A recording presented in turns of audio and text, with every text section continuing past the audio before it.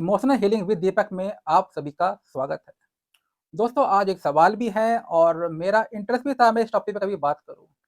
वो बात ये है, कभी-कभी हम कोई गलती नहीं भी करते तब भी लाइफ में हमें उसी तरह का पनिशमेंट मिल रहा होता है या हमारी लाइफ में उस तरह की रुकावटें आ रही होती हैं जो कि जब इंसान कोई गलती करता है तो तब आती हैं।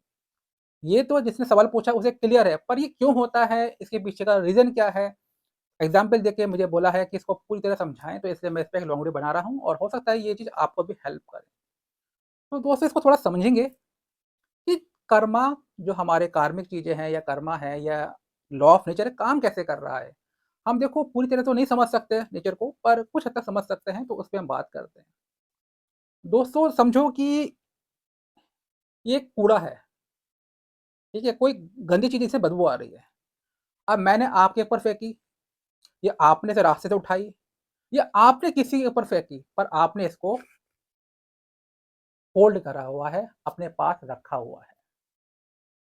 वजह चाहे कुछ भी हो, चाहे आपने करा हो या आपके साथ हुआ हो या आपने कहीं से कहीं सुन के उस चीज़ को पकड़ लिया हो, उस इमोशन को पकड़ लिया हो।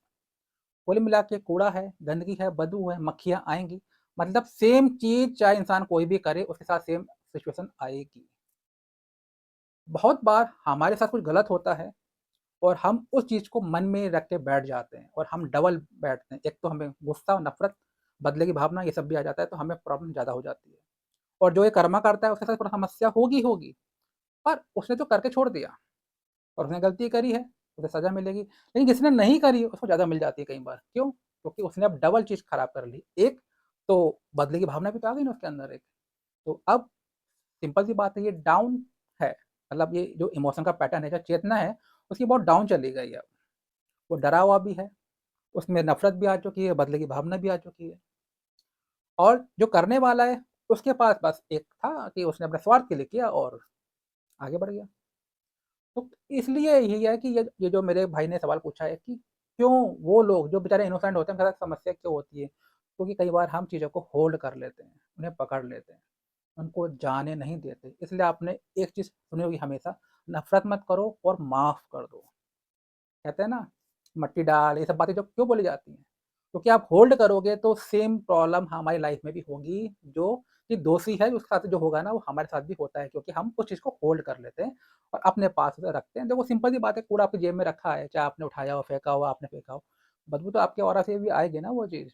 इसलिए उसको क्लीन करने को बोला जाता है। या तो इस बात को क्लियर करें, गिल्ट में ना रहें, या फिर अंदर से नफ़रत वगैरह माफ़ी माँग लें या माफ़ कर दें, जो भी सिचुएशन आपके साथ हो। क्योंकि उसे लाइफ टाइम पास्ट में फँसे रहेंगे, उसको होल्ड करके रखेंगे, सोचते रहेंगे, ओवरथिंकिंग करेंगे तो लाइफ में फँस जाएँगे। कुल मिला के जो प्रेज़ेंट में जो हैप्पीनेस है ना, उसको कभी नहीं मिल पाएगी। इसलिए माफ़ करना बहुत ज़रूरी होता है कई बार। वीडियो अच्छी लगी हो तो चैनल को सब्सक्राइब करें और एक लाइक करके ज़रूर जाएँ।